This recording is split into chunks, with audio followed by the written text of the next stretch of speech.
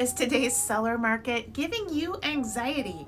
Are you getting your butt kicked up and down the block in today's real estate market? Look, 2021 has busted out of the starting blocks as an incredibly competitive market for buyers, and many people are just feeling a wee bit overwhelmed, deflated, and defeated. This video is for you.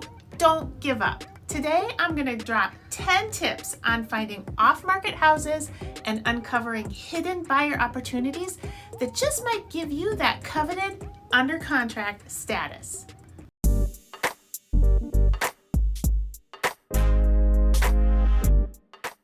First off, set yourself up for success by working with a well-connected, local, and respected realtor, preferably one who works at a larger brokerage. A well-connected and respected agent is going to have relationships and contacts that are going to help you in ways you haven't even thought about. For instance, two very comparable offers are presented on a property. One buyer is represented by a new part-time or out-of-town agent, and the other is represented by a local, well-known, and respected realtor. Which offer do you think the listing agent is going to steer his or her clients toward? Does it matter what size of brokerage your agent works at? The answer is yes. Agents who work at larger brokerages are simply going to hear about more upcoming listings from their coworkers and potentially be able to get you in for early bird showings. That is going to help you cut your buyer competition off at the pass. Sometimes it simply comes down to who sees the house first, and if you get an early bird look, that person will be you. If you are very specific in the neighborhoods that you're interested in, ask your agent if they'll farm that area. In this example, farming means to send a letter or a postcard to the homes in that area and let the owners know that there's an interested and qualified buyer who would love to make a fair offer. You never know. Maybe there's someone out there who's been thinking about selling their home, but they've been hesitant to put it on the market during the pandemic because they want to limit their exposure. Farming a neighborhood is just like planting seeds. If you don't plant the seeds, you're not going to harvest anything. In that same vein of thought, keep your eyes peeled for distressed-looking properties.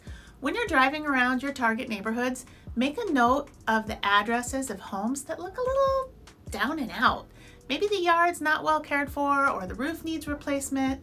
Maybe there's other signs of deferred maintenance. There might be a homeowner there who would jump at the opportunity to sell the house for a fair price without worrying about trying to fix up all of those things. Ask your agent to reach out to those addresses that you've identified. Consider investment properties. I'm talking about houses that currently have tenants in them. Often buyers who are looking for a home don't pay much attention to investment properties because the pictures usually show it very poorly. It often looks quite messy inside, and they don't want to wait for tenants' leases to end. Plus, tenant-occupied properties are often really hard to show. One stumbling block is that tenant-occupied properties require 24 hours of advance notice to show. The tenants frequently decline the showings, and then they won't even leave during the showings, which makes it feel weird and uncomfortable for buyers. But if you were to write an offer with a closing date that closely lined up with the tenant's lease ending, you could move that property back from being tenant-occupied to owner-occupied. Be sure to check with your lender to nail down what the rules are for how soon after closing you would need to occupy the home in order to be in compliance with your mortgage. Often it's 60 to 90 days, which is enough time to create some wiggle room for you while you wait for that lease to end. Keep an eye on for sale by owner properties. Some agents discourage their clients from looking at FSBO property because these transactions are, in all honesty, often a pain in the butt, and they require a lot more hand-holding on the agent's part because the seller just doesn't know what he or she is doing. Not every FSBO seller is even willing to pay the buyer's agent commission, so you may have to consider rolling your agent's commission into your overall offer or paying your agent yourself at closing. Some places to watch for FSBO listings are FSBO-specific websites in your market, Craigslist, Facebook Marketplace, and newspaper classifieds. Believe it or not, even little homemade yard signs. Not every seller is internet savvy, so he or she may be relying on some pretty old school methods. An agent friend of mine recently found a condo that had just a little for sale sign taped in the front window. The HOA didn't allow yard signs, and that seller didn't even have anything posted online. So literally, his only advertising was an 8.5 by 11 piece of paper taped in the window of a condo on a dead-end street.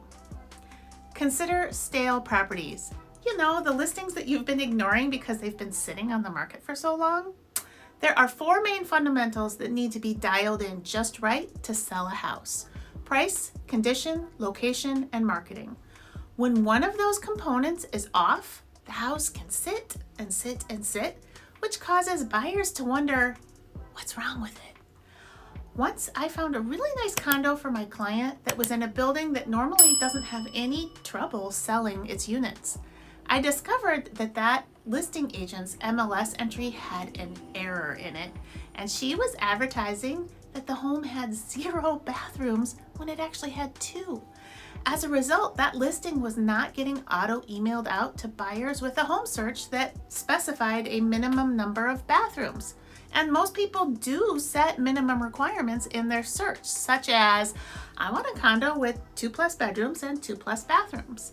Because of her listing and marketing error, the condo had racked up a ton of days on market. It was stale, and my buyer didn't have any competition when she wrote an offer. So guess who got a good deal on it? Hey, don't be afraid to write a backup offer. If you miss out on a great house for some reason, just write that backup offer. That way, if anything falls apart on the primary offer, you are next in line to make the purchase.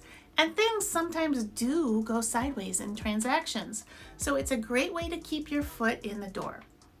Also, if your backup offer is superior to the primary offer, the seller and that seller's agent may do what they legally can to deep six the primary transaction rather than working hard to keep it together, because they'd rather move on to your offer. If another house comes along that you want to make an offer on, you can always rescind your backup offer, enabling you to move on to other opportunities. Consider new construction. If you can afford it, I'm finding that new construction is not experiencing the same feeding frenzy as pre-existing homes are currently in our market. With new construction, the price is the price, unless you're adding upgrades, so you don't have to worry so much about bidding wars with other buyers. Don't be quiet about your intentions. Talk to your friends and family and coworkers about your house hunt. Ask them to keep their eyes and ears open for you. People love to play matchmaker for love and for houses, so you might get a lead that unlocks the door to your new home before all of the other buyers out there know about it. Consider a 203K loan or an in-house mortgage and renovation loan from your lender. This will enable you to open your search up to houses that you might have previously dismissed for being too out of date or in too rough a shape. You know, the real ugly ducklings. Keep in mind that you'll need a detailed renovation estimate from a qualified contractor, and that the estimated appraisal of post-renovation will still need to work with the numbers. Also, use caution that you don't create the most expensive house in the neighborhood when you're done. I've got a lot more content for you. If you found this video to be interesting and helpful, you should also watch my video about 10 tips for buying in a seller's market, or this one brought to you by YouTube. Hey, it's been fun, and I'll catch you later.